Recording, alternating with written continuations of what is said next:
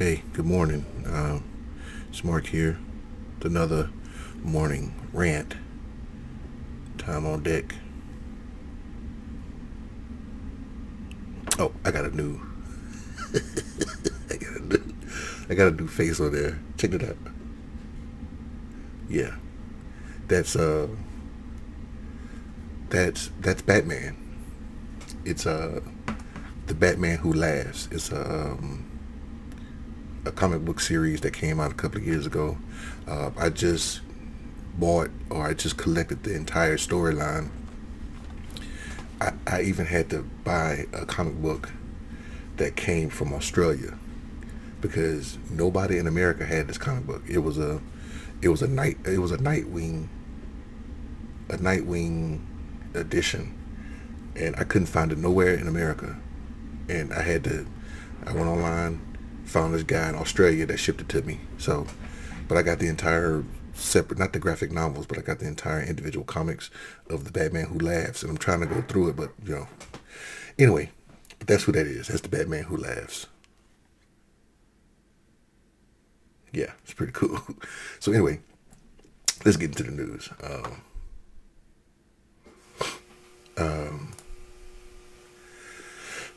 the Senate came out with the Senate Judiciary Committee, I believe, came out with their report on the January 6th attack on the nation's capital. And here it is, 394 pages. I've gone through some of it, not all of it. I did not read 394 pages in a night, but I did highlight six key findings, and it's in the front of the book. Six key findings that they found in their investigation. So let's go through those six, shall we? Number one, President Trump reportedly asked DOJ leadership to endorse false claims that the election was stolen and to assist its efforts to overturn the election results. We know this. We know this. Let me look too small over here. So let me. Okay, yeah, that's decent.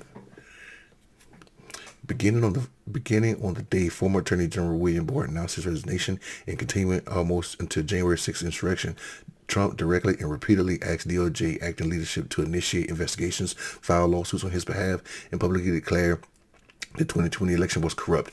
We knew this, and I think that's why William Barr resigned, because William Barr did not want to be a part of, even though he stuck around and did a lot of bull crap for Trump and wanted to be Trump's lawyer.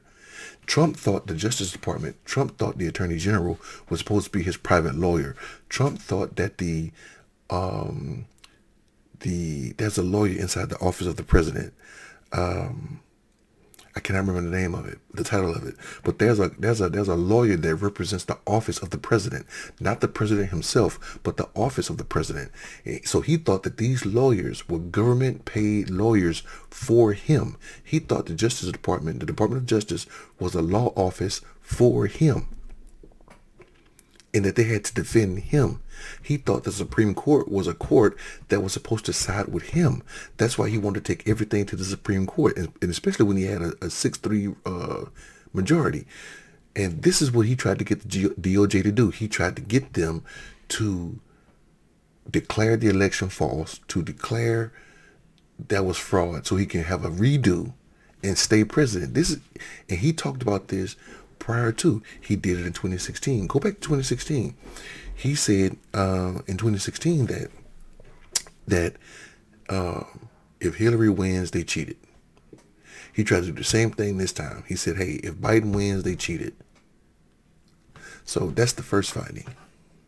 And you can go inside this, and I'll go inside here and find all these different calls that he had to try to get people to say that the election was a fraud.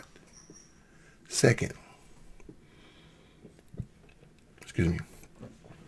White House Chief of Staff Mark Meadows, Acting Attorney General General Rosen, asked Attorney General Rosen to initiate election fraud investigations on multiple occasions, violating longstanding restrictions of White House DOJ communications about specific law enforcement matters. Now, the president elects, or the president nominates the attorney general.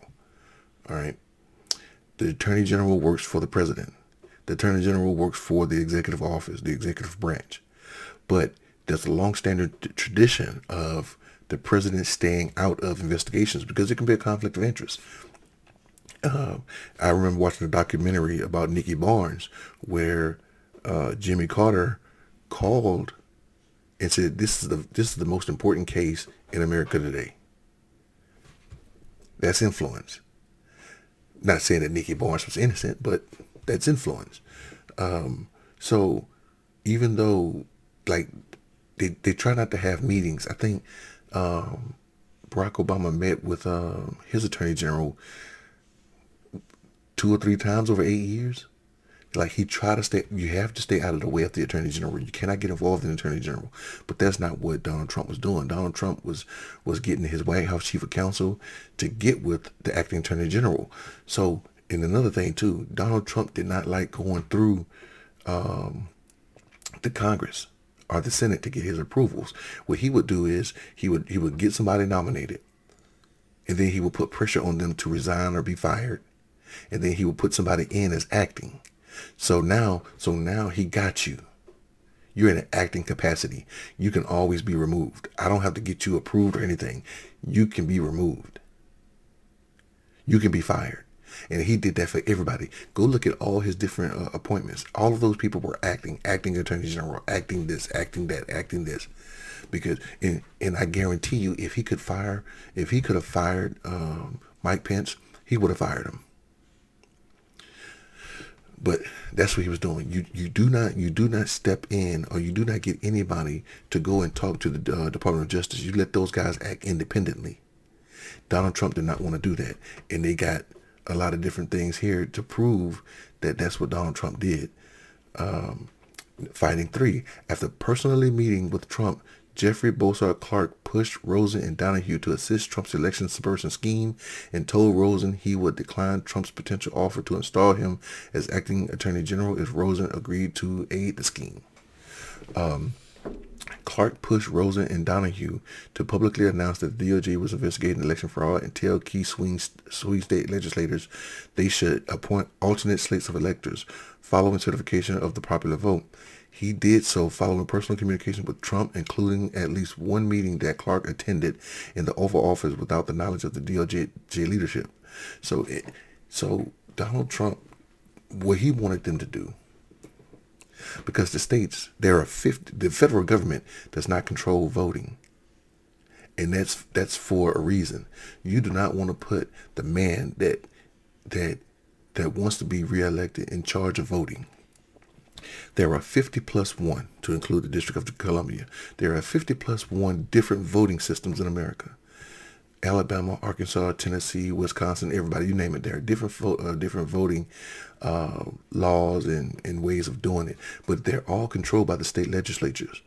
And the Secretary of State of each state controls voting. And so that's why Stacey Abrams, they kind of feel like she got slighted, because the Secretary of State, who is now the governor, he ran the election.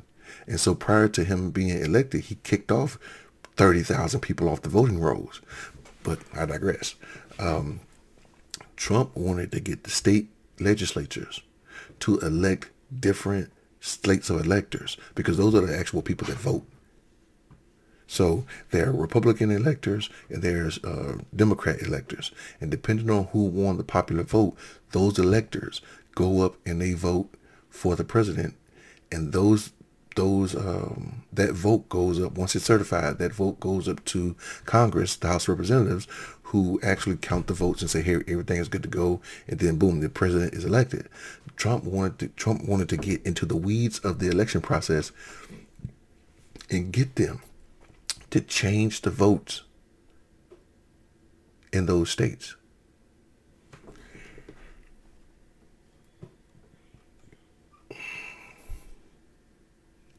Oh, here we go. Documents and testimony confirmed that Donahue and Rosen rejected Clark's recommendation, but that Clark, potentially with the assistance of lower-level allies within DOJ, continued to press his proof of concept.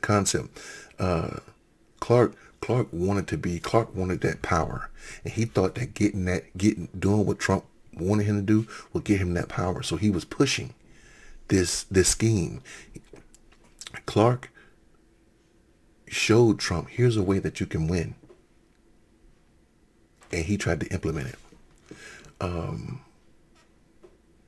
Finding 4. Trump allies with links to the Stop the Steal movement and the January 6th insurrection participated in the pressure campaign against the DOJ. In addition to Trump White House officials, including the president himself, outside Trump allies with ties to the Stop the Steal movement and the January 6th insurrection also pressured DOJ to help overturn the election results. They included U.S. Representative Scott Perry, Doug Mastriano, Republican state senator from Pennsylvania, Cleta Mitchell, a Trump campaign legal advisor, earlier proponent of Trump false stolen election claims. Those people. So they went up and tried to put pressure on the DOJ.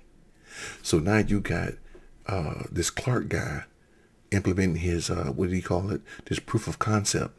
And then you got other people outside of the White House actually pressuring the Department of Justice. You even had, what's his name? Rudy Giuliani calling different senators, trying to get them to stay on board. And if they couldn't stop the election process or the certification process, at least stall it, delay it until we can get more proof. But they never had proof. There was never any proof. There's only 6 findings, so let's just go ahead and go through these. Trump forced the resignation of U.S. Attorney General BJ Pak, whom he believed was not doing enough to address false claims of election fraud in Georgia. This is why Trump then went outside the line of succession when naming an acting U.S. attorney, bypassing first assistant U.S. Attorney Kent Erskine, and instead appointing Bobby Christine because he believed Christine would do something about his election fraud claims. BJ Pak in Georgia, they kept calling Georgia, trying to get the former Secretary of State, who was now the governor of Georgia, trying to get those guys and BJ Pak and the other guy that was on TV a lot in Georgia, trying to get them to decertify the election in Georgia, to say that there was election fraud in Georgia. BJ Pak would not do it. He resigned, either in protest or in fear or maybe in both. He resigned. Then they tried to get some other people to come in, and he the first assistant U.S. Attorney General Kurt Erskine was supposed to take that position, but he put Bobby Christine in there. Not sure if that's a woman or a man, but he put Bobby Christine in there because he figured that Bobby Christine was going to do something about the election fraud claims. So this stuff is spelled out in Barney style, what Trump was trying to do to get, and then this is no different. Got the book up there. This is no different than what Trump was trying to do when he obstructed justice, when they were trying to figure out if Russia hacked into our election. They showed that there was no proof that Trump was in collusion with Russia, but they did show that Trump tried to obstruct justice. This is the same thing. This is the exact same playbook. And they said it in his first impeachment process. They said it, if you let him get away with this now, he's going to be emboldened. He's going to do it again. And God dang it, he did it again. No, this is the third time he did it because he was impeached twice. This is his third time. Well, no, I'm sorry. This is why he got impeached the second time. And again, the Republicans did not want a second president to be impeached. Well, let me go back. Nixon was not necessarily impeached, but Nixon did resign. They didn't want that. They didn't want that stain on them again, and Trump was going to give them that stain. So they did everything they could to stop Trump from being impeached. By pursuing false claims of election fraud before votes were certified, DOJ deviated from long-standing practices meant to avoid inserting DOJ in its as an issue in the election. Prior to the 2020 general election, DOJ's long-standing policy and practice was to avoid taking oversteps in election fraud investigations until after votes were certified, in order to avoid inserting DOJ itself as an issue in the election. Then Attorney General Barr weakened this decade-long policy shortly before and after the 2020 election, including in a November 9th, 2020 memo that directed prosecutors not to wait until after certification to investigate allegations of voting irregularities that could potentially impact the outcome of federal election in an individual state. Consistent with the directive and following additional personal involvement by Barr, DOJ took overt steps to investigate false claims of election fraud before certification, and one instance detailed to the committee and likely others. What that's saying is the DOJ would not be involved in any of the election process until after certification. Then they would go and say, okay, well, let's go investigate this and this and this. Well, they stepped in beforehand, before certification, and say, let's go investigate voting fraud. Certification process is to ensure that there's no voter fraud. And out of 1 billion cases of voting over the last 10 years or so, 1 billion people voting, they found maybe 34 violations of fraud, and out of that 34, they found that actually maybe 1 or 2 actually tried to commit fraud, that the other 30 plus were just people that made mistakes on their election papers. Like they even found one or 2 people that actually tried to commit fraud, like voting for a dead parent or something like that. And you know who did it? Republicans. There is no voter fraud. There is no mass hysteria for voter fraud. What the Republican Party wants is they want dominance in the voting system, because they know if they opened it to everybody to vote, they would lose every election. And they said it. They said that they would lose every election. If we let more and more people vote, if we give more and more opportunity for people in America to vote legally, we will lose every election from here on out. And that's what they're doing now. That's why Arizona, Maricopa County had that stop the steal recount audit that went nowhere. That's why Texas, even though Trump won Texas, they're still trying to do a audit. And of course they want Georgia. Georgia had 3 to 5 recounts, and they still don't believe it. They're trying to get Pennsylvania to do it. And now we got governors in like 2 or 3 of those states, those swing states, that if the Democrats lose or if the independent lose and a Republican comes in, they can change the way voting is done in that state and wipe out every Democrat vote. So I'm going to get back into this. I'm going to read some more. I'm going to read some more into this and go deeper into the woods. But that proves to you that Trump was trying to skirt justice, to skirt the Constitution, to keep himself in power. This is a fascist system of doing things. This is a Putin-esque style way of voting, to get people to vote, say it was illegitimate, and then take over. So, what do you think? Am I wrong? I doubt it, because there we go. I don't just talk out my ass here, people. So let me get up out of here. Today is Friday. Happy Friday. You made it. You made it through the week. Be grateful, be thankful. And I will see you guys. Oh, you see that up there? Right there? That's a statue of Abraham Lincoln next to Tupac and Biggie. I gotta find another place to put it. I got that from the gift shop at the Archives, Alabama Department of Archives and History building. Oh, and another humble brag. My wife and I went and toured the Capitol of Alabama. Beautiful building. A lot of history in there. My wife and I got to go to the 3rd floor and look out on Dexter Avenue, and we saw Dr. King's Dexter Avenue Baptist Church, and it was just amazing. The view was amazing, and my wife was like in awe. we had a great time. And one day I'm gonna take the kids out of school, and we're all just gonna go up there, and we're gonna tour the Legacy Museum. You have got to go to, if you're in Montgomery, if you come up, if people in Mobile, Baldwin County area, it's only a 2 hour drive, hour and a half drive. Get your ass up here, go to the Legacy Museum, go visit the Alabama Archives in History Building. Go in all this stuff is free. We went to the Capitol, and all we had to do was go through security. They gave us a map, told us where we can go, and we just went around. There was no tour guide. We just went around. Awesome. Walked up to the third floor, walked up to the second floor, saw the House of Representatives, the State House of Representative old building, old room. Saw the Senate old room, and saw where they actually voted to secede from the Union.